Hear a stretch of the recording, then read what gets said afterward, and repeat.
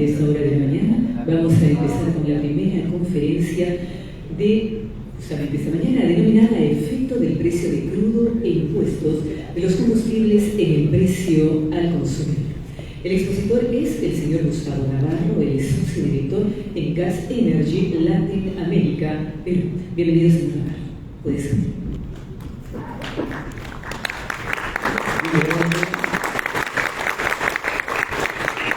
En primer lugar, mi homenaje a la GEST es quizá el gremio más importante del Perú, porque tiene la clase que da la antigüedad, es uno de los gremios más antiguos en el Perú y que además tiene representación en todo el territorio nacional.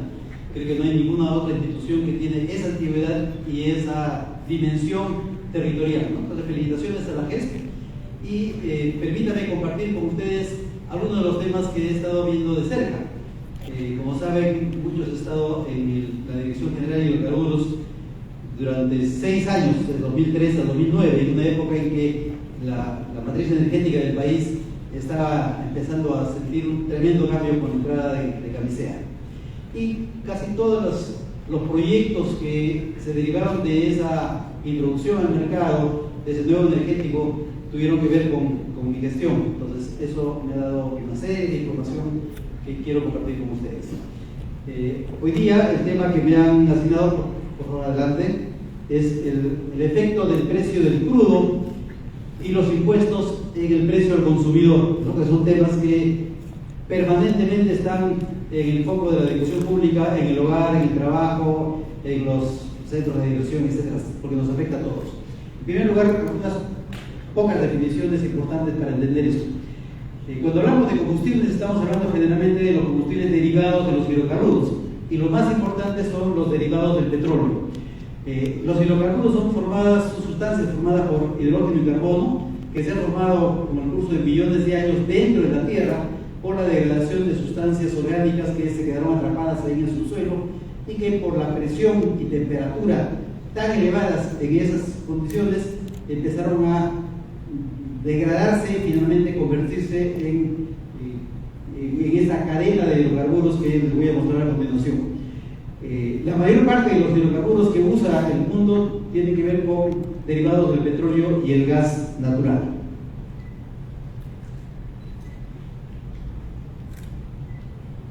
Los principales hidrocarburos están mostrados en esta cadena y aquí empezamos por el primer hidrocarburo, el más simple, que es el metano, CH4. El metano forma parte del gas natural en más del 90%, normalmente es el 92, 94, 95% del gas natural es puro metano. El número 2 es etano, que acompaña al gas natural. El resto de lo que es gas natural, 93% digamos es metano, el 7% o 6% es etano. Por lo tanto, el gas natural es metano y etano. El propano y butano, C3, C4, es lo que ustedes tienen en sus casas en el famoso balón de gas. Es el GLP, gas licuado de petróleo. A partir del 5, pentano, hexano, heptano, octano, normalmente son los componentes de las gasolinas. En esta sección están los componentes de lo que llamamos destilados medios, que son el querosene, que ya no existe, el turbocombustible que mueve los aviones, el diésel que mueve el transporte pesado y la industria, y finalmente, hacia la parte final, todavía esto sigue con muchos otros compuestos, son productos mucho más pesados que conforman ya las breas y los asfaltos. Entonces, estos son los principales hidrocarburos que usa el mundo. ¿Cómo funciona el mercado de petróleo? Durante muchos años, las principales zonas de producción de petróleo estaban en los países árabes. Sin embargo, los países árabes firmaron contratos con empresas que eran fundamentalmente empresas europeas y empresas norteamericanas, que les permitieron tener a esas empresas el manejo del crudo. Y el precio del crudo se mantuvo relativamente bajo, muy bajo, durante un periodo muy largo, ya lo voy a mostrar en un gráfico, y eso hizo que el mundo occidental, tanto Europa como Estados Unidos, que eran los países de origen de esas empresas, tuvieran la oportunidad de un desarrollo enorme. El mundo occidental desarrolló gracias a energía barata proporcionada por esta producción de los países árabes con ese precio tan bajo. Finalmente, en el año 60, los países árabes decidieron romper esa situación, porque ellos seguían siendo pobres, mientras que las empresas que se llevaban ese petróleo hacia el occidente habían logrado que sus países de origen desarrollen muy por encima del desarrollo que tenían los verdaderos productores. Entonces, por esa razón, formaron la OPEP en el año 1960 con 5 países: Arabia Saudita, Irak, Irán, Kuwait y Venezuela. Posteriormente se unieron Qatar, Indonesia, Libia, Emiratos Árabes, Argelia, Nigeria, Ecuador, Gabón y Angola. ¿Qué hicieron esos países? En primer lugar, formaron una especie de alianza para tener decisión sobre los precios del petróleo y usarlo inclusive en algún momento como una herramienta de presión hacia el mundo en temas ajenos inclusive a la industria, que fue lo que pasó cuando el año 73, los árabes decidieron un embargo al mundo occidental por la guerra que tenían con Israel y el apoyo que esas potencias occidentales estaban dando a Israel. Decretaron un embargo y cerraron la producción de petróleo hacia Occidente, y eso provocó un aumento de precios terrible, que de $3 el barril se pasó rápidamente a 11, a 14 y terminó en 25. Esa fue un poco finalmente la reacción de los países árabes ante lo que había venido pasando.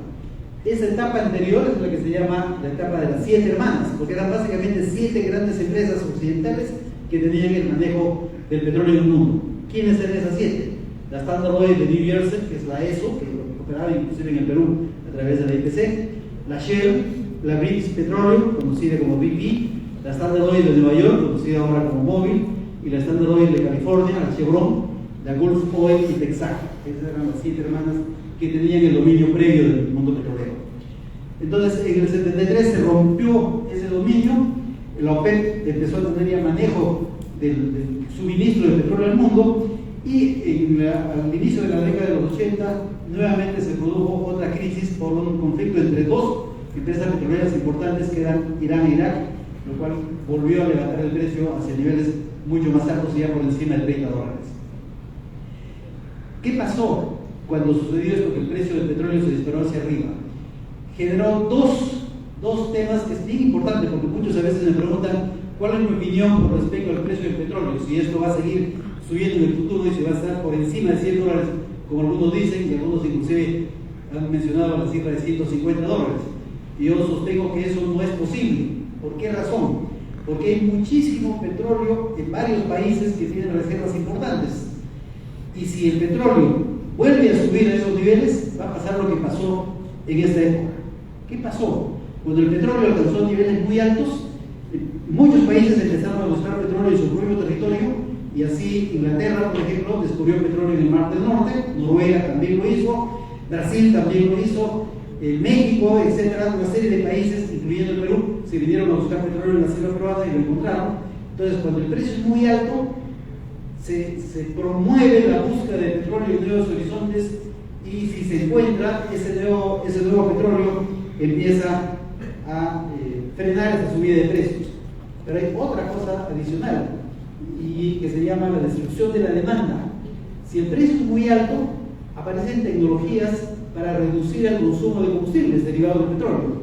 Recuerden ustedes, pocos tienen las canas que tengo yo, pero algunos sí los tienen. Los que tienen esas canas recordarán que sus primeros carros eran carros de 8 cilindros, ¿no? O el carro de papá, eran carros enormes que consumían pues una barbaridad de combustible, y de pronto eso cambió y empezaron a llegar los carros japoneses, los carros europeos, 4 cilindros pequeñitos, y llegó un momento en que el argumento para vender un carro es que ese carro tenía menor consumo de combustible. ¿Por qué? Porque el combustible llegó a tener un precio muy alto. Entonces, si el precio del petróleo y los derivados sube mucho, aparecen las tecnologías para ahorrar combustible, lo cual baja la demanda. Y hoy día hay un fenómeno adicional, que aparecen otras alternativas energéticas, que son las energías renovables no convencionales, la electromovilidad, la energía solar, la energía, etcétera, etcétera, la energía de hidrógeno, que si el precio del petróleo sube mucho, va a aparecer ese fenómeno de destrucción de demanda, y el petróleo se va a quedar enterrado y no van a poder vender todo el petróleo que tienen esos países. Por lo tanto, los países que tienen enormes reservas no les conviene que el petróleo suba mucho, por esas dos razones. Eso pasó a fines de los años 90, una sobreproducción de petróleo, el precio se cayó y el petróleo estuvo por debajo de $10 el barril, ¿no? Por esa razón la OPEP empezó a restringir el precio, situación que hasta hoy día se mantiene con cuotas de producción. Y este gráfico muestra un poco lo que he venido mencionando. El petróleo ha tenido a lo largo de la historia subidas y bajadas espectaculares, ¿no? De un momento a otro sube de precio por diversas razones. Hay una serie de motivos que hacen que el petróleo tenga estas oscilaciones que son imposibles de predecir. Hay muchos que han escrito libros completos intentando predecir el comportamiento del petróleo y lo único constante es que todas esas predicciones fallan, porque no hay una regla que defina qué va a pasar con el petróleo. ¿Cuáles son los factores que generalmente impactan esas subidas y bajadas? Por ejemplo, aumento de la demanda por fuerte crecimiento económico en Asia, principalmente el fenómeno chino y la India, que incorporaron millones, muchísimos millones de consumidores que presionaron la demanda y levantaron los precios. Acciones concertadas en el mercado petrolero, las cuotas de la OPEP, y también en el mercado financiero con la aparición de la venta de futuros. Alteraciones climáticas en zonas de alto consumo y fuerte oscilación verano-invierno. Por ejemplo, recordarán el famoso huracán Katrina, que paró una zona de refinerías en Estados Unidos, en Luisiana, y eso paró. Al parar las refinerías, el petróleo no tenía quien lo consumía y tenía que bajar el precio, mientras los productos subían. O sea, puede darse ese caso de que el petróleo baja de precio y los productos suben, ¿no? Conflictos geopolíticos y bélicos regionales, especialmente en las grandes zonas productoras, Medio Oriente y Asia. Disturbios internos importantes en países productores. Cuando el presidente Maduro se peleó primero con el directorio de PDVSA y después con todo el personal, terminó despidiendo a todo el directorio y a miles de trabajadores de PDVSA. Se hizo una huelga general de PDVSA que terminó afectando el precio internacional del petróleo y de los derivados. Y finalmente, lo que nos ha venido afectando en estos 2 últimos años, la pandemia y el cambio tecnológico. La pandemia, que voy a explicarlo con más detalle, y el cambio tecnológico, que es lo que se viene con lo que se está llamando la transición energética.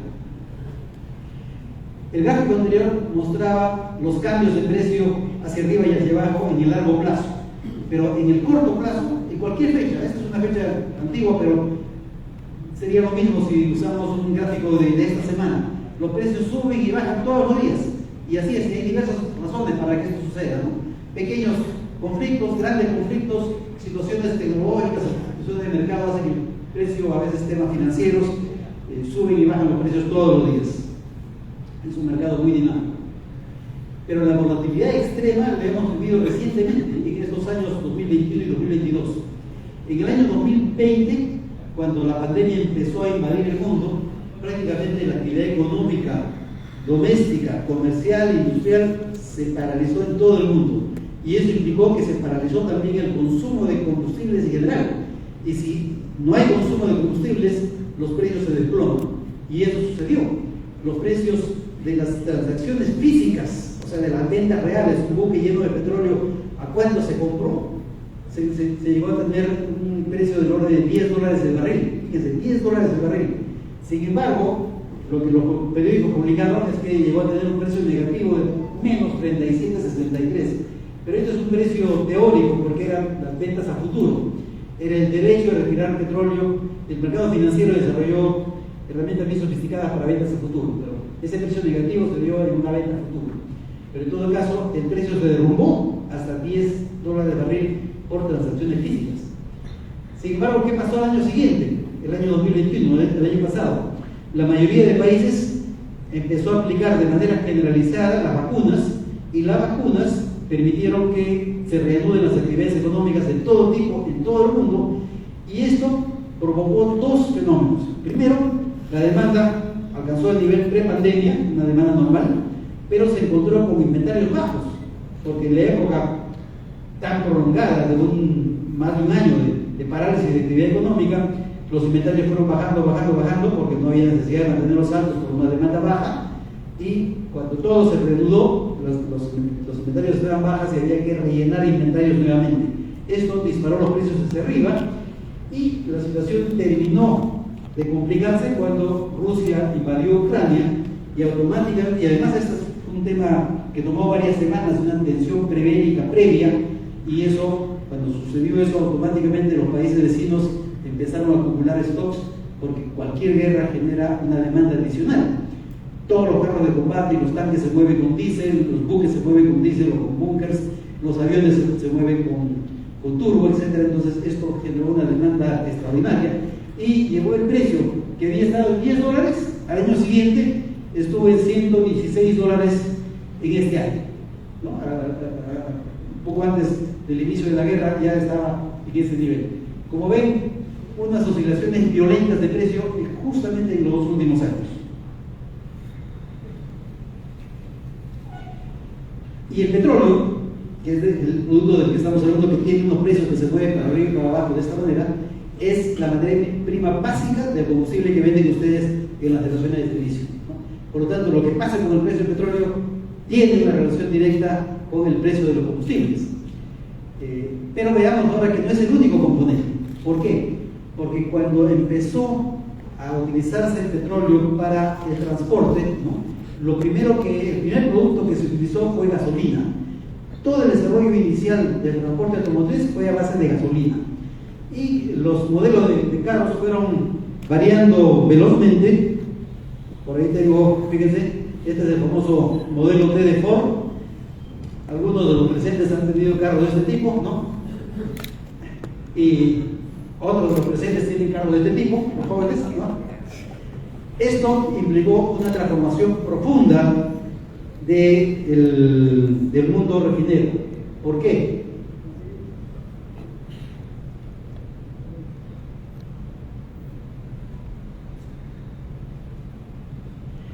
Porque al principio, como les digo, se usaba solamente gasolina. Sin embargo, pronto se hizo necesario poder mover vehículos más grandes y más pesados, y la gasolina no les daba la potencia necesaria para este trabajo pesado, y por eso se desarrolló un nuevo motor que requirió un nuevo combustible, que es el diésel, y así nació esta nueva corriente en el mercado, que es el mercado dieselero.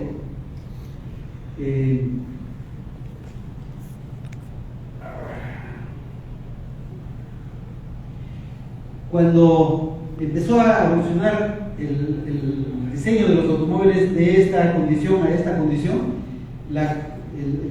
el eje, digamos, motivador de esos cambios era que el mercado quería tener autos más veloces, más rápidos, ¿no? Y más ligeros también. Y eso hizo cambiar los procesos.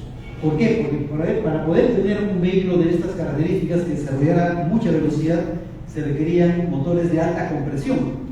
Y resulta que la gasolina que usaban estos motores no estaban diseñados para tener alta compresión, y tuvieron que diseñarse nuevos procesos en las refinerías para que la gasolina resistiera altas presiones. Y esos procesos eran procesos caros, complejos, y hoy día las refinerías, la mayoría de ellas tienen lo que se llama la conversión catalítica, ya sea con un cargado catalítico o reformación catalítica, que permite tener gasolinas que resisten alta compresión y por lo tanto pueden manejar vehículos que desarrollan altas velocidades. Entonces, eso implicó aumentar el costo de refinación, y aquí hay un segundo componente, ¿no? El primer componente era el costo del petróleo mismo, pero el tener este tipo de combustibles ha implicado aumentar los costos de los procesos de refinación también. Y hay un tercer factor, que es lo que está dominando el mercado en los últimos años, es la eliminación de aquellos componentes nocivos para la salud, los gases de efecto invernadero y todo aquello que puede alimentar lo que se llama el cambio climático, que es considerado la principal amenaza para la humanidad. Entonces, en adición, las refinerías hoy día tienen que asegurar el producir combustibles con emisiones reducidas, que cumplan estándares cada vez más exigentes, y eso es un costo adicional. Entonces, en adición a los precios del petróleo que han tenido todos estos vaivenes, el costo de refinación para obtener combustibles ha venido también creciendo de manera sostenida. Y veamos la diferencia entre lo que es una refinería simple del pasado y lo que es una refinería que hoy día tiene que entregar lo que el mercado requiere. Este tipo de refinería está en Iquitos y es también Conchán, ¿no? Es una refinería que recibe el petróleo de los campos de producción, los transporta al buque, por ejemplo, en el caso de la refinería de Conchán, en el caso de la selva llega también por chatas, se calienta en un horno, se hace hervir el petróleo y el producto que ya está en gran parte en estado gaseoso pasa a esta columna donde los vapores van subiendo, y a medida que van subiendo se van enfriando y se condensan y se acumulan en lo que se llaman unos placos en la torre de destilación y llegan a los tanques. Lo que no se llega a evaporar, la parte más pesada, es el petróleo industrial, que es un producto muy denso, ¿no?, que sirve para uso en las industrias. En la zona media, por eso se llaman destilados medios, está el diésel, ustedes saben, el transporte pesado, el querosene, que ya no existe, pero que el turbo de aviación para mover los aviones, y la parte más ligera es la gasolina.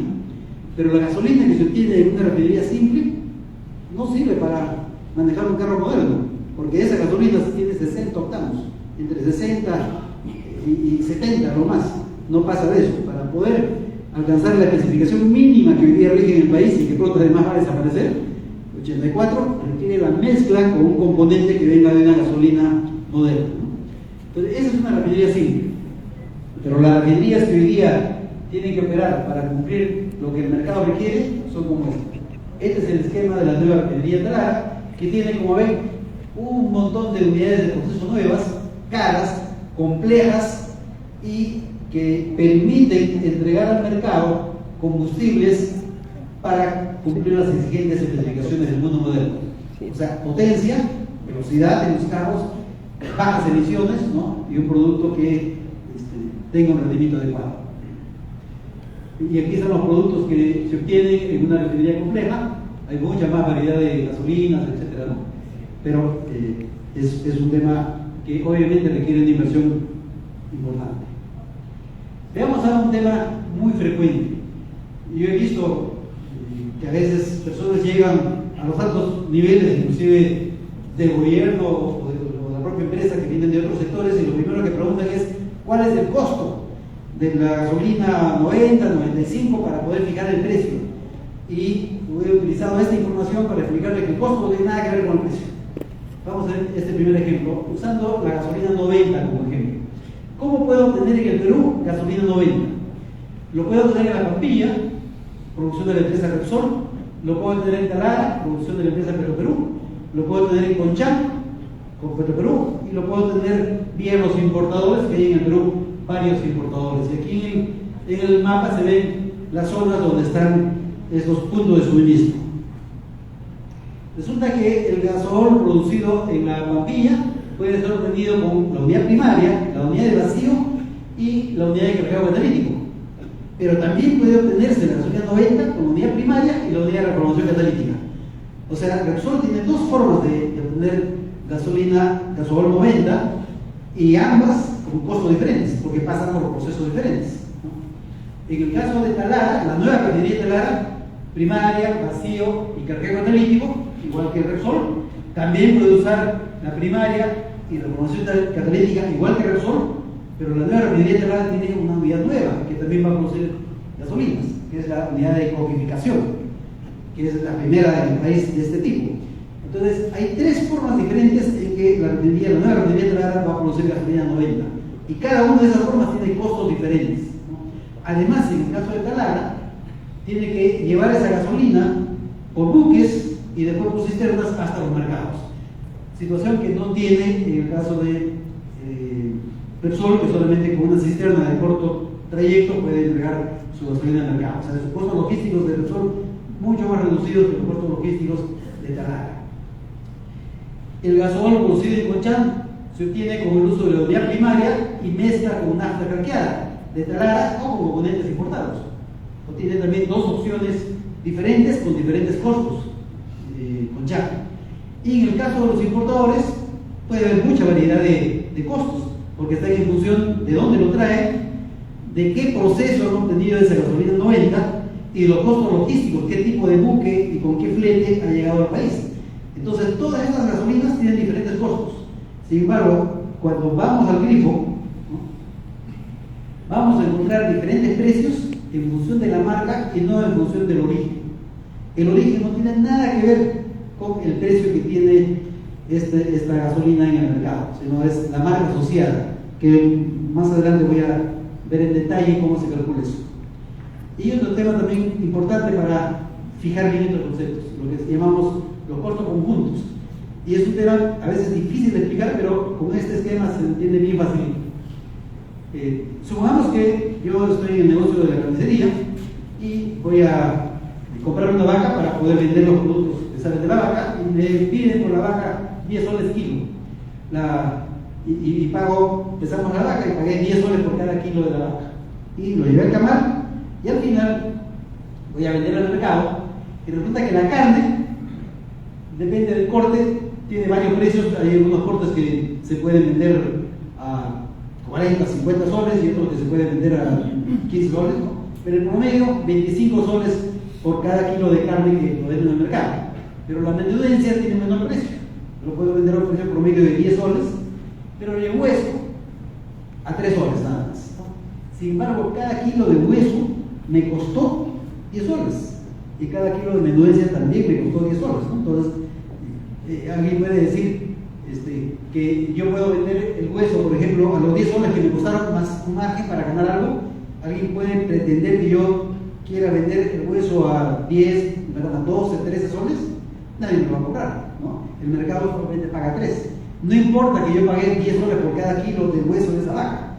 Entonces, el precio no depende de lo que me ha costado. El precio de cada producto depende de lo que el mercado paga por ese producto. Está establecido básicamente por oferta y demanda. Esto trasladado al mundo de las refinerías se explica así. Supongamos que tengo esta refinería y que el precio del petróleo está en $53, tengo una refinería de 100.000 barriles y que mi costo de operar este proceso sea $5 por barril. Entonces quiere decir que el comprar crudo y refinarlo me está costando $58 cada barril. Por lo tanto, esos que llegan sin conocer el tema empezaron diciendo, bueno, entonces el GLP lo tenemos que vender a 58 más un margen para poder ganar algo, y las gasolinas también, y cada uno de los productos, porque todos tienen el mismo costo. Y es verdad, todos tienen el mismo costo. Me han costado en materia prima $53 y en proceso 5. Por lo tanto, todos nacen con el mismo costo, $58. Sin embargo, ¿lo puedo vender a ese precio? Vamos a ver cuál es la realidad del mercado. La realidad del mercado es que el GLP no lo puedo vender a 58. Lo puedo vender solamente a 46. ¿Por qué? Porque es lo que paga el mercado. Entonces, allí el refinero pierde, entre comillas, porque le ha costado, cada barril de GLP le ha costado 58. Sin embargo, lo tiene que vender a 46. La gasolina sí tiene un precio interesante. Lo puede vender a 73 y ahí recupera. Los estimados medios del diésel y turbo, inclusive, normalmente tienen un precio mayor al de las gasolinas, 74. Ahí también hay un margen interesante. En cambio, el residual, otra vez, un precio por debajo del crudo. Aquí, por ejemplo, le ha costado $58 cada barril de residual. Sin embargo, cuando lo sale a vender, máximo tiene 48, $10 de pérdida por cada barril de residual, ¿no? Al final, hace el balance, le sale 62.72 como costo promedio, y la diferencia es $4.72 por barril, que en este caso le da un margen de 8%. Ese porcentaje, que es el porcentaje entre los ingresos dividido entre los egresos, es lo que se llama el margen de refinación, es lo que las refinerías ganan, ¿no? Los precios internacionales tienden a seguir las reglas del libre mercado, oferta y demanda. Una sobreoferta de petróleo tiende a disminuir el precio y al revés, ¿no? Cuando baja la producción por algún motivo, el precio sube. Los productos refinados tienen en el muy corto plazo un precio relativamente independiente del precio del petróleo, tienen su propia dinámica y marcadores. Esta parte del tema lo voy a explicar mañana en otra serie que tengo. En el mediano y largo plazo, el precio de los productos refinados sí está influenciado por el precio del petróleo.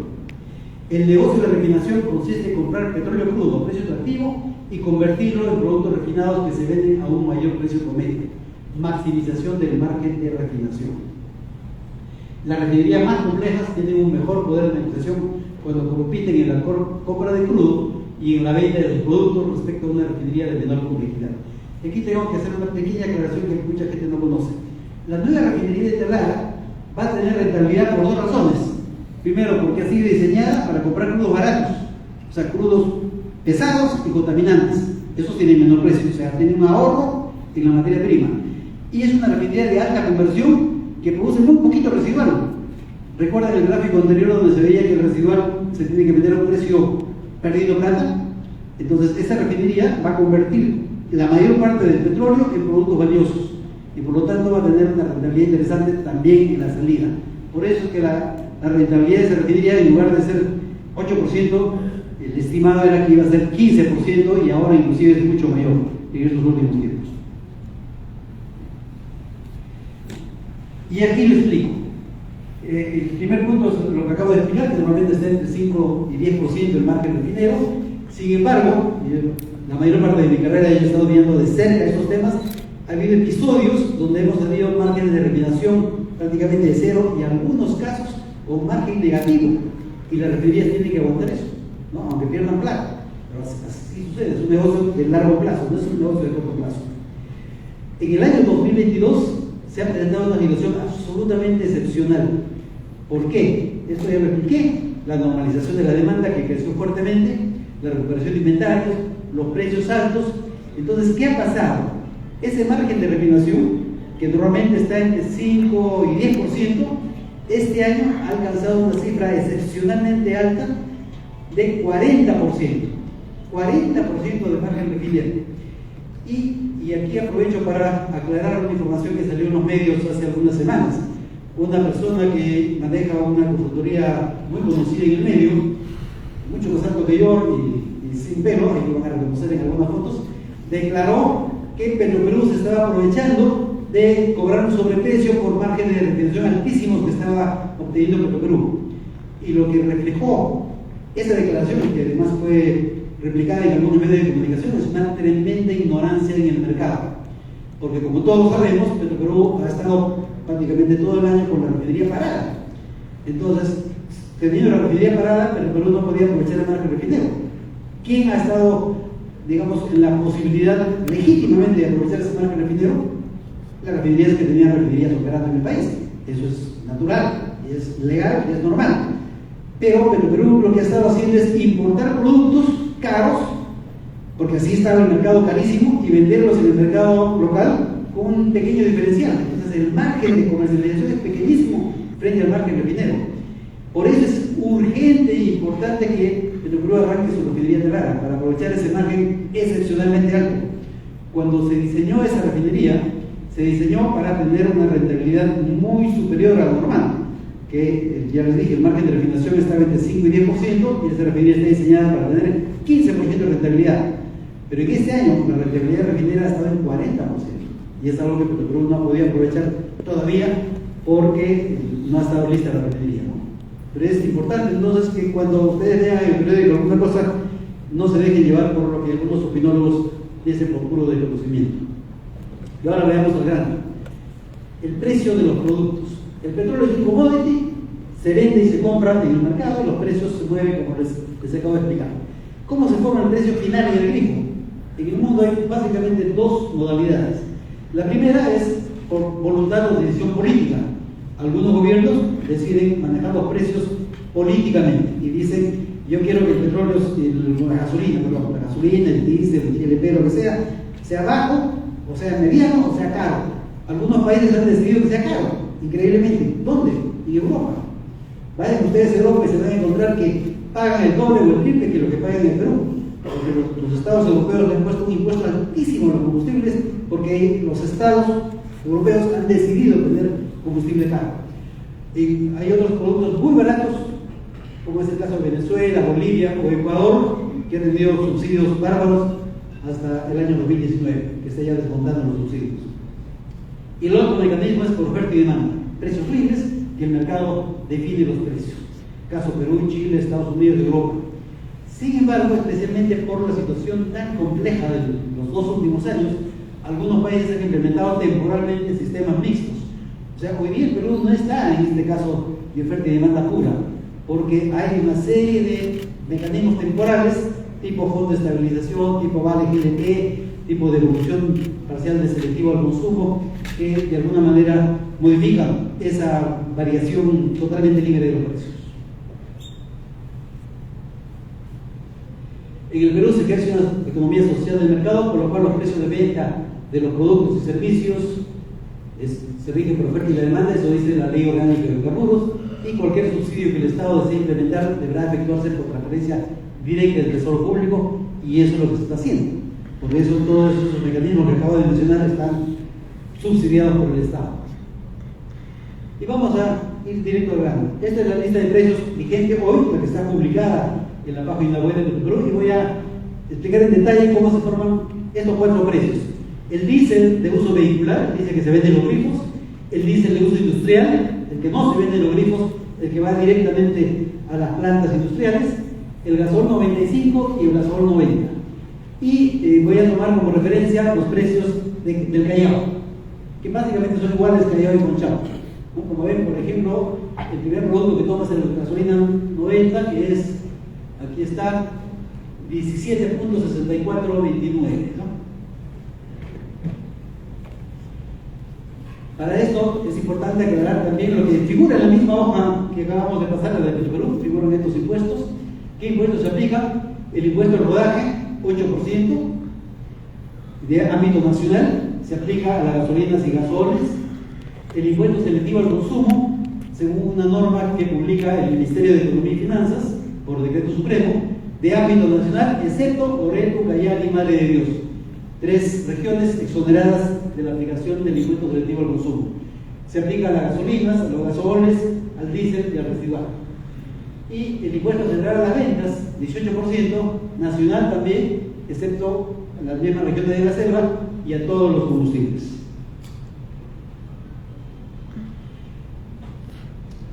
Ahora sí veamos el detalle. Este es el número que habíamos visto antes, 17.3625.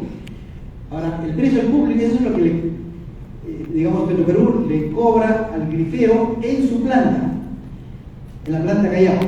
Y el grifero tiene que contratar el flete, la cisterna, para llevar esa gasolina 90 hasta su grifo y obviamente cubrir todos los costos asociados a la administración del grifo. Hay mucha gente que no, a veces se olvida de eso. Hay que pagar al despachador, hay que pagar la luz, el agua, el impuesto, etcétera, un montón de cosas.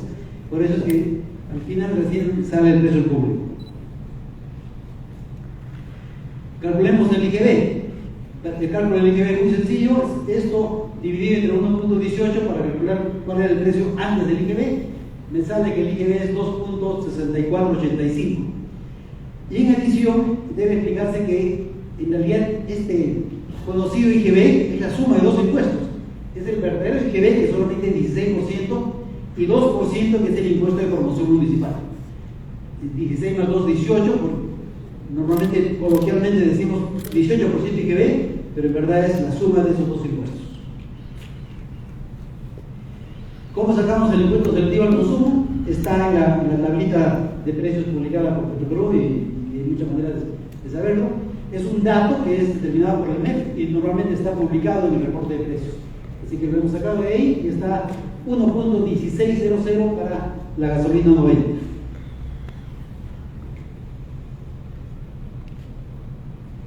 El impuesto al rodaje. Hacemos igualito, una fórmula aritmética sencilla. Le sacamos estos impuestos, le imputamos el impuesto para saber la base y la diferencia es el impuesto al rodaje, que es 1.0013. Y así sale 1.0013. Sumando los 3 impuestos, hemos tenido un total de impuestos de 4.8098. Eso es el total de impuestos que paga la gasolina 90.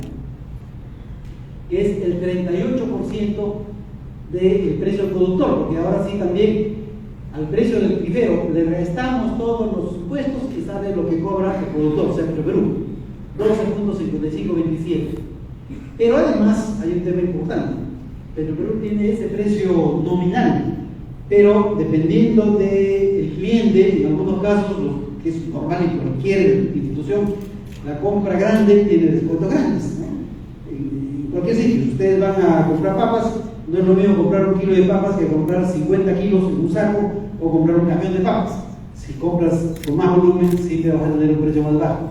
Y eso funciona también en esa industria. Entonces, la empresa que tiene un gran número de grifos puede conseguir un precio, un descuento a nivel de mayorista, ¿no? Entonces, ese es un número, digamos, que depende de cada empresa.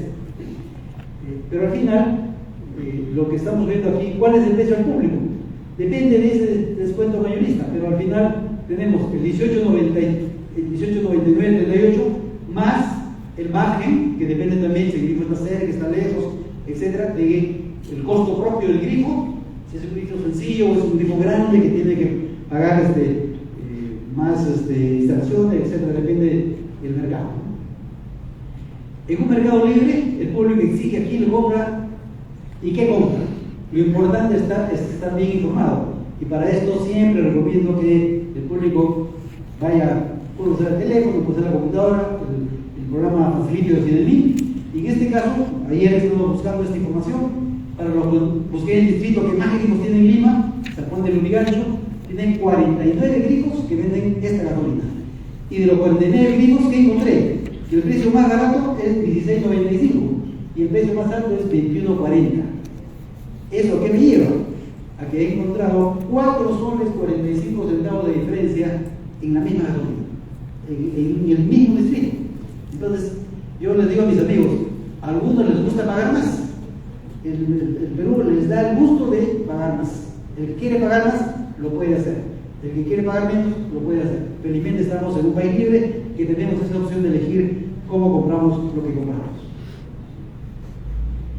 De manera semejante he hecho lo mismo para la gasolina 95, aquí están todos los datos, no quiero correr con el cálculo paso por paso, pero aquí el peso de los circuitos es 37%, el 37% de lo que del precio base del refinero se agrega con impuestos, y al final, ¿qué es lo que se encuentra en el mercado? En este caso, en San Juan del Lurigancho, 45 grifos venden gasolina 95, el precio más bajo encontrado ayer era 17.92, el precio máximo 23.58 y 5 soles 66 de diferencia para el mismo producto en el mismo mercado.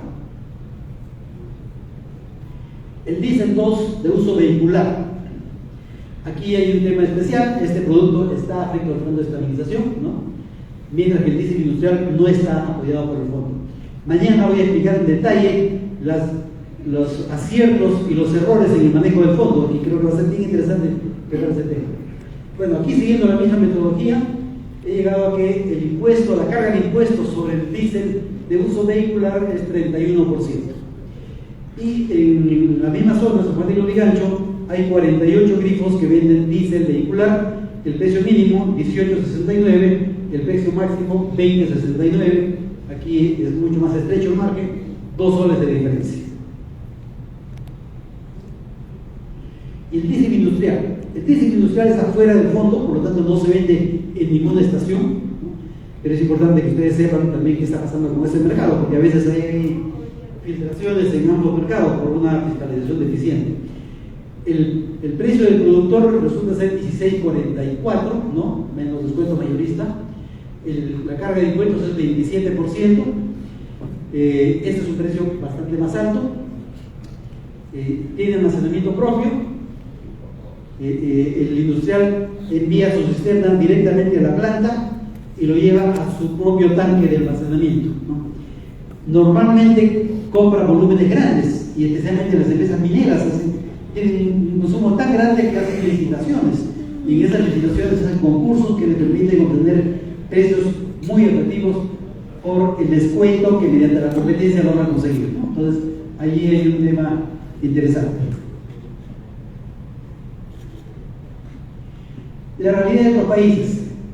Muchos países implementaron mecanismos temporales a fin de evitar que el fuerte incremento del precio de combustibles afecte a su población o a su competitividad industrial. En el Perú se implementaron algunos mecanismos temporales parciales. La aplicación del Fondo de Estabilización para el GLP, primero solamente para envasado, después lo corrigieron y ahora sí envasado y granel, y más el vale GLP entregado a la población vulnerable. O sea, el GLP tiene dos subsidios, digamos, dos mecanismos de apoyo.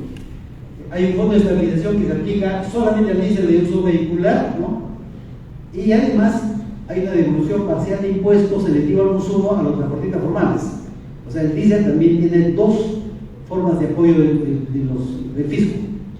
Y la aplicación del fondo de estabilización para el gasoil 84, vendido en costa y sierra, y para la gasolina 84 y 90, sin albor, que solamente se vende en la selva. Entonces, estos son los únicos productos de grifo, digamos, que tienen el subsidio, el apoyo del fondo. Cabe precisar que la aplicación de las medidas implementadas en el Perú no ha ayudado a mantener y menos aún a mejorar la competitividad industrial, pues los precios de los combustibles utilizados por nuestra industria han sufrido fuertes incrementos, y parte de estos incrementos se debe a un aumento de la recaudación fiscal. Como lo acabo de explicar, el diésel industrial no está en el fondo, por lo tanto el diésel industrial se ha trasladado a la industria todo el impacto del precio internacional. O sea, si el precio internacional del diésel ha subido 50%, hoy día la industria peruana paga 50% más de impuestos, porque es un porcentaje, el IGB, ¿no? 18%. Entonces, el fisco está cobrando hoy día 50% más de impuestos a la industria peruana. Y sucede que hay muchos países que han bajado los impuestos en compensación temporal por esta circunstancia propia de la pandemia y la guerra posterior. Y esos países compiten con nosotros en temas industriales. Entonces la industria peruana está en desventaja frente a la competencia internacional. Eso es un tema importante. Y en el caso de los gasoles, la situación es aún peor, pues la aplicación en cascada del impuesto al rodaje, más el impuesto selectivo al consumo, y el IGB es un impuesto que se aplica sobre los dos impuestos previos, o sea, impuesto sobre impuesto. El IGB se aplica sobre sobre el impuesto al rodaje y sobre el ISC, el impuesto selectivo al consumo. Entonces, si el precio de la gasolina subió 50%, la recaudación fiscal ha subido también 50%, y en este caso la suma de 18% más el impuesto al rodaje, 8%, es 26%, es más del 25% del precio que es impuesto. Entonces es algo que no se ha dicho mucho, pero el fisco hoy día en esta crisis está cobrando más impuestos a los combustibles. Y en muchos países, especialmente en Europa, se han hecho correcciones para reducir los impuestos, para que eso no impacte a la población y menos aún impacte a la industria.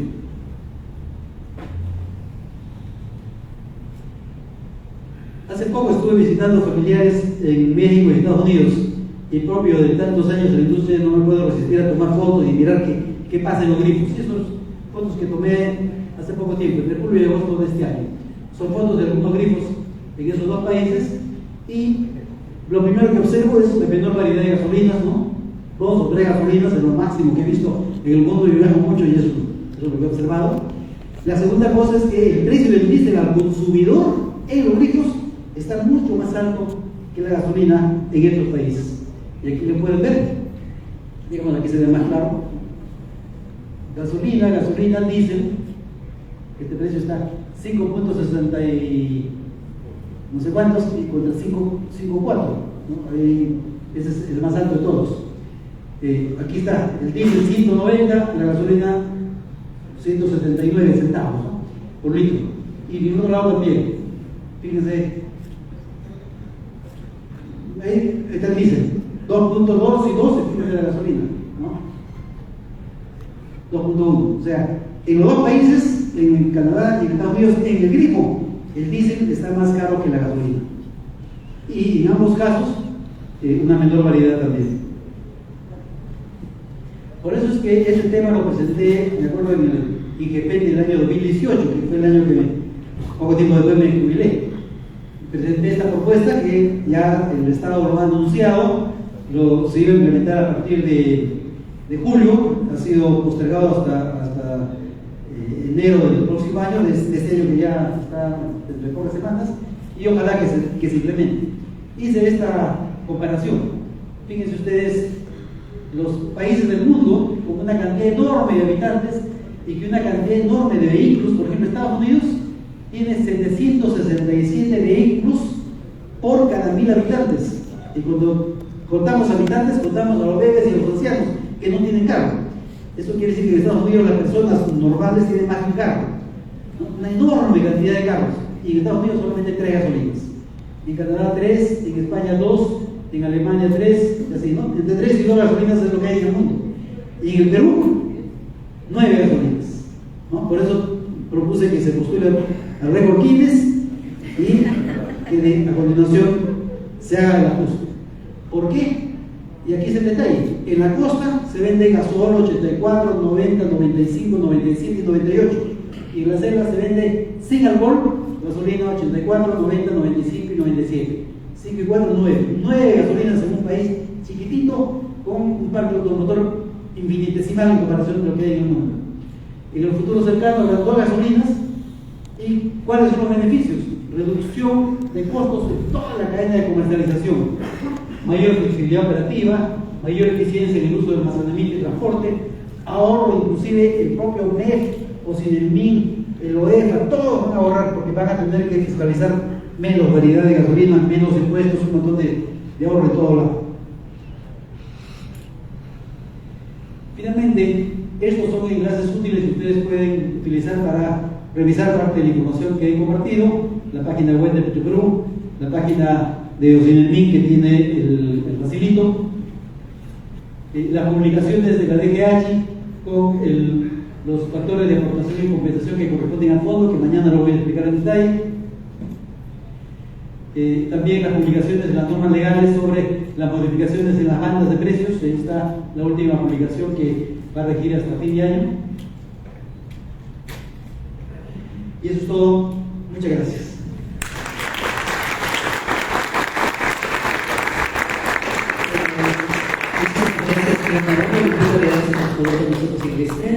Gracias por la exposición y la clase magistral que nos ha brindado esta mañana.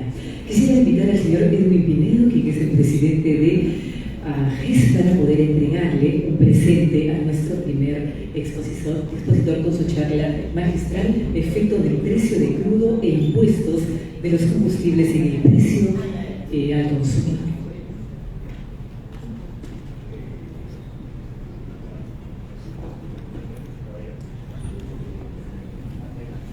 Invitamos a los fotógrafos también para que capten esta entrega justamente de un libro de obsequio de parte de la organización de AGES. Es justamente un libro editado por AGES que se titula Una historia de éxito 1929 al 2019. Un aplauso para ambos.